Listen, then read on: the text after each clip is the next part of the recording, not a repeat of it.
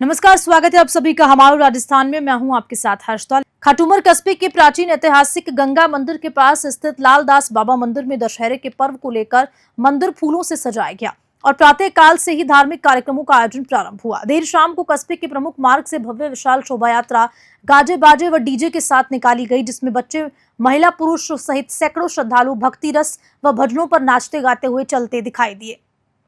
खाटूमर से अखिलेश शर्मा की रिपोर्ट।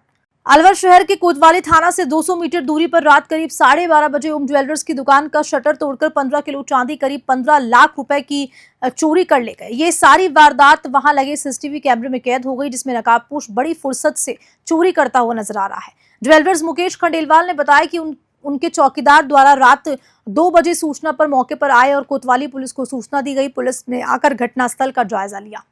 आपको बता दें, पिछले काफी दिनों से शहर में निरंतर ज्वेलर्स की यहां पर चोरी वेलपाट की घटना बढ़ रही है। वे पुलिस पर सवाल उठाए, कहीं कहीं तो रात में पुलिस को गश्त भी बढ़ा देनी चाहिए। अलवर से ब्यूरो चीफ प्रदीप गोयल की रिपोर्ट।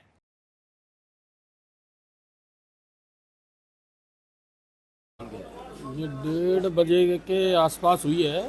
चौकीदार जो हमारे यहाँ नेपाली है, जो चौकीदार है, वो उनका फ़ोन गया था। तो मैं करीब 2 बजे के आसपास मुझे पता लगा था, तो उससे पहले हुई है। उनका कहना ये है कि वो 12:30 बजे के आसपास तो निकल के गए यहाँ से, जब से तब तक सब कुछ सही था। उसके बाद 1:30 बजे तक जो है, शायद 1:30 बजे हुई है, 1:15 बजे हुई है। पता लगा तो क्या शटर वगैरह कैसा? हाँ, साइड में से शटर उठी हुई थी और उस में से मतलब आदमी घुसने लायक जगह बना ली थी उन्होंने। क्या सब्बल से तोड़ी, क्या तोड़ा? सब्बल से। अच्छा, सब्बल यही पड़ा हुआ है। तो किस तरह से सीधे फुटेज में आए, कैसे घुस रहे हैं अंदर? हाँ, सीसीटीवी फुटेज इनके पास है। नहीं, अंदर किस तरीके से चोरी कर रहे हैं वो लोग? वो काउंटर पे से सारा सामान थैले में घालने में लग रहे थे फटाफट। लगभग कितने की चांदी और कितने का हो गया? वो मेरे हिसाब से काउंटर में मेरे यहाँ जो है 15 से 20 किलो माल रहता था काउंटर के अंदर, तो लगभग उसमें से 15 किलो लगभग गया। तो क्या लागत होगी मालिक? लागत क्या होगी? अब आज 90,000 के भाव से लगा लो लगभग कितनी लागत बनती है। लगभग 15 लाख रुपए के आसपास की तो लगभग बनती है। क्या लगता है पुलिस की इतनी गश्त होती है, उसके बाद में भी चोरियां? ये तो पता नहीं साहब, हो गया अब तो क्या बताऊं मैं। देखिए, कल रात को 1:30 बजे जिस तरीके से चोरों ने चोरी की है, चूड़ी मार्केट बहुत ही अत्यधिक सकड़ा बाजार, मतलब ये छोड़ दो, दोबारा से बोलो। देखिए, कल रात को चूड़ी मार्केट में स्थित ओम ज्वेलर्स के यहाँ पे रात को 1:30 बजे जिस तरीके से चोरों ने चोरी की है, बड़े इत्मीनान से शटर तोड़ा है, बड़े इत्मीनान से बैठ के आराम से माल लिया है और फिर लेके भी भाग गए। एक वहाँ पे पता लगा है चौकीदार उसके पीछे भी भागा था, लेकिन चौकीदार उसको पकड़ने में असमर्थ रहा और वो भाग गए। हमने सुबह तो ऐसा प्रतीत होता है कि जैसे भय चोरों के, बदमाशों के दिमाग में कोई रहा नहीं है पुलिस का। अब ये क्यों हो रहा है, इस पे एक सवालिया निशान है। बात करें कि सुबह हम लोग गए हैं 11 बजे, शहर कोतवाल साहब से मिले हैं। उन्होंने आश्वासन दिया है कि ये चोरी बहुत जल्द हम पकड़ के दिखाएंगे। पूर्व में भी एक चोरी हुई थी पाटोदिया ज्वेलर्स के, उसमें कोतवाली पुलिस का बहुत ही अच्छा रोल रहा था, उसमें रिकवरी हुई थी। बट हम पिछले 6 महीने से बार बार जब भी बड़े अधिकारी से मिलते हैं, हम एक ही बात की मांग रख रहे हैं कि बाजार में, ज्वेलरी बाजार में कम से कम गश्त 6 से 9 बजे डेली रहे। तो वो गश्त का कार्यक्रम नहीं हो पा रहा है। हमें पता लग रहा है, ऐसा देखने को मिल रहा है कि शहर कोतवाली के पास पर्याप्त मात्रा में जो पुलिसिंग होनी चाहिए वो नहीं है। तो बड़े अधिकारियों से निवेदन करेंगे कि शहर व्यस्ततम जो है उसके तहत शहर कोतवाली को पूरी पुलिसिंग की व्यवस्था करवाई जाए। पाली जिला मुख्यालय के बांगड़ अस्पताल के गायनिक वार्ड परिसर में अचानक सांप आने से हड़कंप मच गया। रात्रि में मौजूद एम्बुलेंस कर्मी फिरोज खान द्वारा स्नेक कैचर जावेद को बुलाकर 6 फीट लंबे लंबे काले सांप का रेस्क्यू किया गया। सांप को वन विभाग की जमीन पर छोड़ दिया गया। पाली से हसपाल सिंह की रिपोर्ट। अलवर बंगाली समाज का निजी मैरिज में चल रहे 5 दिन से दुर्गा पूजा समारोह का समापन मां दुर्गा की प्रतिमा विसर्जन के साथ संपन्न हुआ। पंडित जी आर बैनर्जी और पंडित विकास मुखर्जी ने दोपहर को दशमी पूजन कराया। उसके बाद दुर्गा माता को कदही, चेवड़ा और केले का भोग लगाया गया। वहीं बंगाली समाज की महिलाओं द्वारा मां दुर्गा की अर्चना कर आरती की गई और उसके पश्चात सिंदूर दान कार्यक्रम का आयोजन भी किया गया। उसके बाद शाम को मां दुर्गा की प्रतिमा का विसर्जन जयसमंद झील पर किया गया। अलवर से ब्यूरो चीफ प्रदीप गोयल की रिपोर्ट।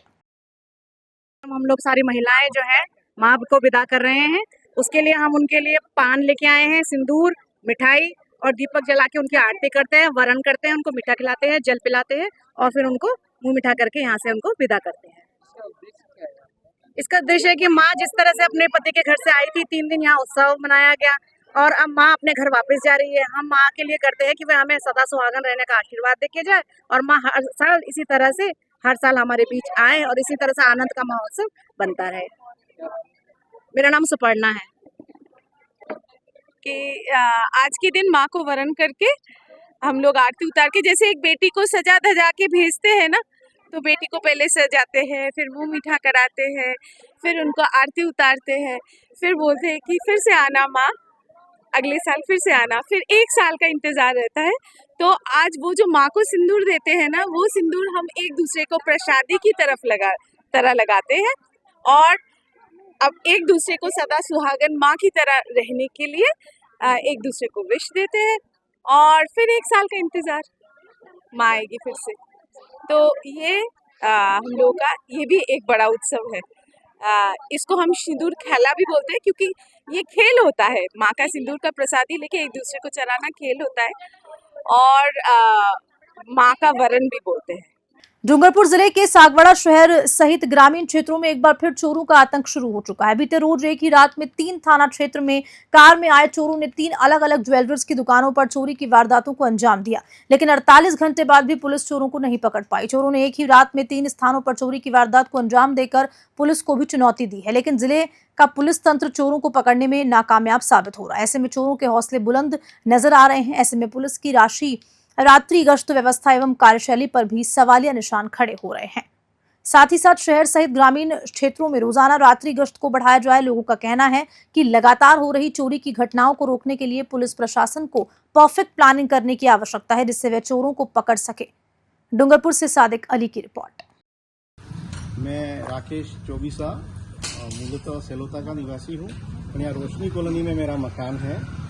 मैं अभी कल से ही हमारे रिश्तेदारी में कार्यक्रम था, मैं उधर गए हुए थे और रात को यहाँ पर नहीं थे। हम सुबह 8 बजे आए परिवार के साथ, तो देखा कि हमारा मेन दरवाज़ा टूटा हुआ था और आगे का जो सेफ्टी डोर है वो भी टूटा हुआ था। उसके अंदर लॉक को भी तोड़ दिया गया था और अंदर जाके देखा तो पूरा सामान और ड्रॉवर सब बिखरे हुए थे। पूरी अलमारी को भी तोड़ दिया था और उस अलमारी में हमारे लगभग लाख रुपए के आसपास की नकदी थी। अभी सामाजिक फंड था, उसकी राशि थी, इसलिए रखे हुए थे। नगद जैसे इतना रखते नहीं हैं। और नवरात्रि कार्यक्रम में कुछ आभूषण छोटे मोटे होते हैं, कानों के झुमके हैं और चैन वगैरह, तो वो सब बिखरे हुए सामान के साथ में वो गायब है। और हमने पुलिस थाने में फ़ोन किया तो वहाँ से भी 2 जने ने आके मौका मुआयना किया है और अब मैं FIR कटाने के लिए पुलिस थाने जाऊँगा 12 बजे के आसपास। और हमारे यहाँ आसपास के पड़ोसी, हमारे समाजजन सब भी आ गए हैं और उन्होंने भी परिस्थिति को देखा है। हम सब मिल के पुलिस थाने में जाएंगे और रिपोर्ट देने जाएंगे। नीमका थाना जिले में ओवरलोड वाहनों से आमजन परेशान है। छावनी रोड पर कोर्ट के पास देर रात करीब 1:30 बजे एक अनियंत्रित होकर ट्रक मकानों में घुस आया। गनीमत रही कि हादसे के समय लोग घरों में सो रहे थे। ट्रक 2 मकानों सहित मंदिर से टकरा गया। सूचना पर कोतवाली पुलिस मौके पर पहुंची। ट्रक चालक को हिरासत में ले लिया गया। मकान मालिक संजय ने बताया कि हादसा देर रात करीब 1:30 बजे का है। अगर यह हादसा दिन में होता तो बड़ी जनहानि हो सकती थी। उन्होंने प्रशासन से ओवरलोड वाहनों पर अंकुश लगाने की मांग की है। नीमका थाना से रविकांत अग्रवाल की रिपोर्ट। हम रात को सोए हुए थे और रात को 1:30 बजे करीब एक अज्ञात ट्रक आया और उसने हमारे मकान को टक्कर मारी, एक पड़ोसी के मकान को टक्कर मारी, बालाजी के मंदिर को टक्कर मारी। तो भगवान की बालाजी की कृपा है कि कोई अनहोनी नहीं हुई। तो हमारी आपसे हाथ जोड़ के निवेदन है प्रशासन से कि ये ओवरलोड जो ट्रक आते हैं रात को, इन पे पाबंदी की जाए। अगर ये कांड अगर दिन में होता तो काफ़ी जान मान की हानि हो सकती थी। धन्यवाद। श्री करणी चरण संस्थान नागौर के अध्यक्ष सुखदेव सिंह गार्डन में बताया कि मारवाड़ प्रांतीय चरण महासभा के नागौर के जिला अध्यक्ष महावीर सिंह सांधु बधौरा को बनने पर सीडी देवल साहब और चारण महासभा का बहुत बहुत आभार। सुखदेव सिंह ने बताया कि सांधु को अध्यक्ष मानने से नई ऊर्जा मिलेगी। गौरतलब है कि सांधु भारतीय जनता पार्टी के कई पदों पर कार्य कर चुके हैं तथा सांधु पूर्व माला सांधु चैरिटेबल ट्रस्ट भदौर के भी अध्यक्ष रह चुके हैं। उन्होंने सामाजिक एवं राजनीतिक क्षेत्र में कई काम किए हैं। इस मौके पर प्रहलाद सिंह झोरड़ा, डॉक्टर जयकरण चारण, सुखदेव सिंह गार्डन, शिवदान सिंह पार्षद, सुरेंद्र सिंह बाराहट, ऋषिराज नांदू आदि ने खुशी जाहिर की। नागौर से ब्यूरो चीफ मोहित रांकवत की रिपोर्ट। श्री माधोपुर में राष्ट्रीय स्वयंसेवक संघ के स्थापना दिवस पर आरएसएस कार्यकर्ताओं की ओर से पथ संचलन किया। राजकीय सीनियर सेकेंडरी विद्यालय से निकले गए पथ संचलन पर मुख्य बाजार में जगह जगह पुष्प वर्षा की गई। द्विसंगम पथ संचलन के बाद गोपीनाथ मंदिर में एक साथ दोनों संगमों को सम्मेलन हुआ और इस दौरान अधिकारी जयसिंह बसेरा के नेतृत्व में पुलिस जाब्ता मौजूद रहा। श्री माधोपुर से रविकांत अग्रवाल की रिपोर्ट। रायसिंह नगर में विद्युत विभाग की मनमानी सामने आ रही है। बिजली विभाग दीपावली के रखरखाव के नाम पर शहर में आए दिन 3 से 4 घंटे तक विद्युत कटौती कर शहर के उपभोक्ताओं को परेशान करने में जुटा है। महज रखरखाव के नाम पर विद्युत निगम नौटंकी में जुटा हुआ है। सोचने वाली बात तो यह है कि जब विद्युत कटौती का समय खत्म हो जाता है उसके बाद भी बिजली नहीं दी जाती है, जबकि विद्युत निगम के द्वारा ऐसा कोई भी विशेष कार्य नहीं किया जा रहा है जिससे इतना लंबा विद्युत कट लगे। और तो और बिजली वाल आम उपभोक्ता का फोन तक नहीं उठाते हैं। रायसिंह नगर से राजू शर्मा की रिपोर्ट। अलवर में अरावली आर्टिस्ट अकादमी एवं श्री श्याम कला मंदिर के संयुक्त तत्वावधान में योगीराज भट्टहरि महाराज का धार्मिक नाटक का 3 दिवसीय आयोजन अंतर्राष्ट्रीय ख्याति प्राप्त कलाकार स्वर्गीय श्री गिरिराज जैमिनी की स्मृति में चित्रगुप्त भवन बस स्टैंड के सामने किया जा रहा है। कार्यक्रम की शुरुआत 18 अक्टूबर से होगी। अरावली आर्टिस्ट अकादमी अलवर के अध्यक्ष प्रमोद कुमार शर्मा ने अकादमी द्वारा पुनः 26 साल बाद योगीराज भट्टहरि की तपोभूमि अलवर में बाबा भट्टहरि के जीवन में घटित घटनाओं को आमजन को दिखाया जाएगा। अलवर से मनीष मिश्रा की रिपोर्ट। जो हम ये नाटक कर रहे हैं इसमें हम जैमिनी जी की याद में कर रहे हैं, पहली बात तो। और दूसरा, ये पहले 79 से नाटक हमने चित्रगुप्त छात्रावास में प्रारंभ किया आर्टिस्ट अकादमी की ओर से। और ऐसा कुछ नहीं है कि सामने अभय समाज जो है वो भी कर रहा है। हमारा कोई कंपटीशन नहीं है, हमारा कोई एक दूसरे को नीचे दिखाने की बात नहीं है। हम तो चाहते हैं कि हमारे कलाकारों को और मौका मिले अधिक से अधिक, और दर्शकों को भी हैं एक कहने का मतलब कि उनको एक अल्टरनेट मिले कि भाई वो जहाँ भी देखना चाहे। लेकिन हम अच्छा से अच्छा करने का प्रयास कर रहे हैं। और अभय समाज भी 100 साल से ऊपर हो गया है, वो भी निरंतर। और जो हमारे जैमिनी जी थे वो भी किसी जमाने में अभय समाज से जुड़े हुए थे। आज जो उनके अभय समाज में उनका डायरेक्शन पहले हुआ करता था, कई चीज़ें तो उनकी आज भी अभय समाज में चल रही है।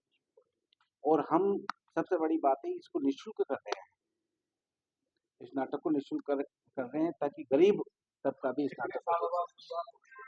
ये हमने पहले जो नाटक किया था 98 तक किया था, अब ये करीब 26 साल बाद हम इसको शुरू कर रहे हैं बस्ती के नाटक को। वैसे तो हमारे अरावली आर्टिस्ट अकादमी निरंतर मॉडर्न नाटकों में काम कर रही थी। हमारे जैमिनी जी भी ऑल इंडिया लेवल पे जज थे। हमारे अलवर के कलाकारों ने आसाम में, बिहार में, बंगाल में, महाराष्ट्र में, गुजरात में सब जगह परफॉर्मेंस किया है। लेकिन हमने हमारा जो आयाम है वो उसको बदला है। हम 1-1 घंटे के नाटक प्रचार का समय और इसी खबर के साथ बुलेटिन में इतना ही। नमस्कार।